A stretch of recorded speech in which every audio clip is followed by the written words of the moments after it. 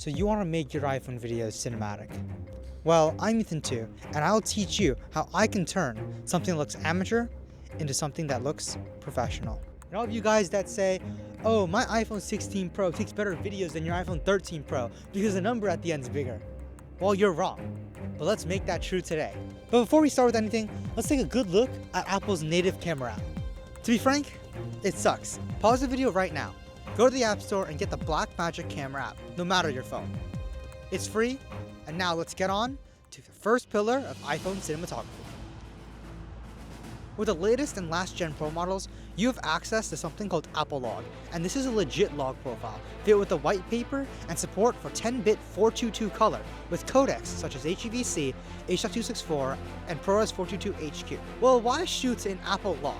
Well, the biggest difference is that it removes the iPhone's internal processing. First, go to this website, even2.com/BMC. Then, download the display LUT. Go into the Blackmagic camera app, go to Settings, Record, Codec. Choose HEVC or H.264 at a high bit rate. Then go to Resolution and choose 4K. Go to Color Space and choose Apple Log. Go to LUTs, turn on Display LUT, import the display LUT that you downloaded, and choose it. Finally, make sure the color space tag is Rec 709. Look at that difference. The footage is no longer over-sharpened, letting us move on to pillar number 2. I want you to wave your hand in front of your face. Now look at this footage, my friend waving his hand. Now look back at yours.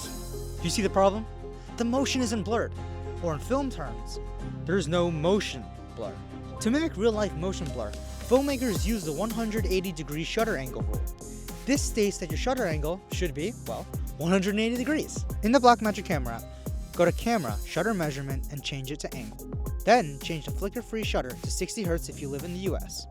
You can also lock white balance on record if you want. Now when we go back to filming, we can see that the shutter speed is now set in degrees. Let's change that to 180 degrees, and then lock it so we don't get exposure shifts. But there's a problem. Slowing down the shutter speed by that much exposes the sensor to too much light, and therefore our image is overexposed. What do you do when it's too bright outside? You pull out a pair of sunglasses. If only they were sunglasses meant for your camera. That's right, neutral NC filters or ND filters are like sunglasses for your camera. There are two types of ND filters, variable and fixed. Variable ND filters let you rotate it to change the strength, while fixed ones are fixed at a set strength. There's even an ND 1 million. You can apply these filters in multiple different ways. First way is to get a screw-on filter adapter for your phone. The second, just use MagSafe. You screw on your own ND filter onto the adapter, slap it on your phone, and you're ready to go. Of course, these extra pieces of kit will cost some money, but the beginner end stuff is usually really cheap, and K&F Concept makes some really good quality items. Now, wow, look at that natural motion blur, letting us move on to pillar number 3, ISO and noise. Let's experiment and see what changing the ISO does to your footage. Well, it looks like higher ISO makes the image brighter and lower ISO makes the image darker. Imagine it like this. You record an audio clip of yourself talking in a windy environment. You go to edit the clip and you're just like, I can't hear myself. So you crank up that volume just to hear yourself speak. But then you also hear much of the background noise. This also happens with footage and ISO. If you film in a dark space and you raise your ISO, you'll get visible noise. This is why the iPhone is not that good at low light. The sensor is too small to capture enough light. But then how did I get this clip that I showed you at the beginning of the video then? If increasing your ISO only causes more visible noise, then you might be led to assume keeping the ISO as low as possible is the best case scenario for the phone.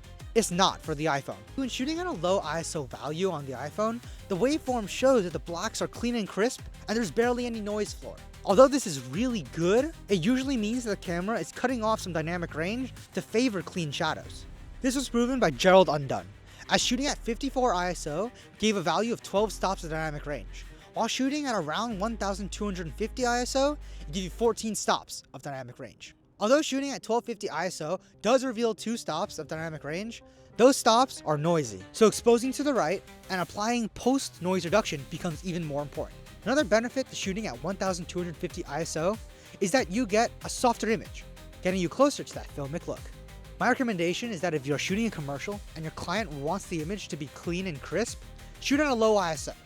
But if the client wants their footage to look like a movie, shoot at 1250. Now that you know what ISO values you'd be using in what scenario, let's move on to pillar number 4. Look at this shot. Now look at this shot. Which shot seems more cinematic? You probably picked the second one, but why? It's because we were shooting shadow side. This psychologically gives more depth to the image.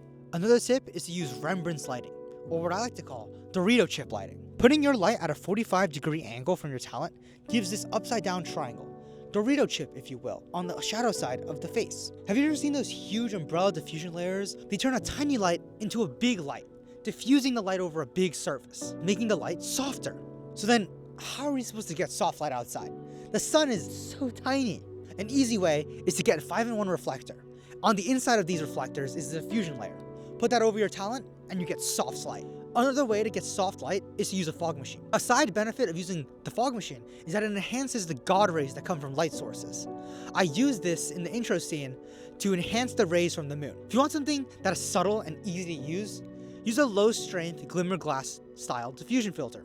This will bloom the highlights and nothing else. Pillar number 5 is all about how to capture your scene. The rule of thirds and the golden triangle are both perfect spots to put a subject. For cinematic camera movement, do slow and smooth panning movements. These slow cinematic movements are done easier with the gimbal. I have the Feiyutech Scorp Mini 2, but if you don't want to spend that much money, go for the Home M6, or if you're looking for a cheap alternative, go for the Giant Smooth 5. What about action scenes? You want to get that classic Hollywood vibe where the footage is shaky, conveys a ton of emotion. Well, instead of spending $100 on a shoulder rig, grab a cheap tripod, put your iPhone in it, then bend the bar all the way back. Flip it upside down, press down with the opposite side's hand, and then support it with the other hand. Then go to the Blackmagic camera app, click on the camera shake icon, and turn off stabilization. Now your handheld footage looks handheld, but you don't need to always move the camera. Choosing a good composition and camera angle conveys a ton of emotion as well.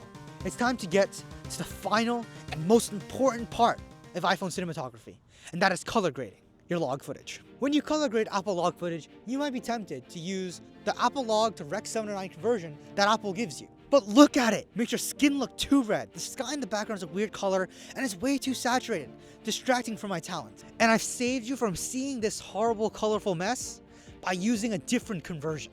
In DaVinci Resolve, there's something called a color space transform, or CST. And if we change the parameters to convert from Rec 2020 Apple log to Rec 709 at Gamma 2.4, it looks so much better. If you're wondering why the CST effect looks so much better than Apple's natural conversion LUT, it's because of DaVinci tone mapping. Without it, it looks quite bad as well. There are also other tone mapping styles like saturation preserving, which puts back all the saturation. But I think DaVinci tone mapping looks the best, as it decreases the saturation in the highlights. We can see this in the RGB parade, as a line at the top, the highlight line, levels out when using DaVinci tone mapping, as equal level corresponds to equal R, G, and B values, meaning less saturation. If you don't have DaVinci Resolve, don't worry. You download it for free, and the CST effect is also free. Apply it to a clip, right-click, and export as LUT. Then you can use the LUT anywhere. Save you guys some time, I've already done this process for you, and I've put the LUT at ethan2.com/BMC, and it's the one you've already downloaded. In Premiere Pro, you would add an adjustment layer over your Apple log clips and then apply the LUT to the adjustment layer. This corrects all the footage and makes it look much better. If you use all the tactics mentioned in this video and apply some sound design, you can get this.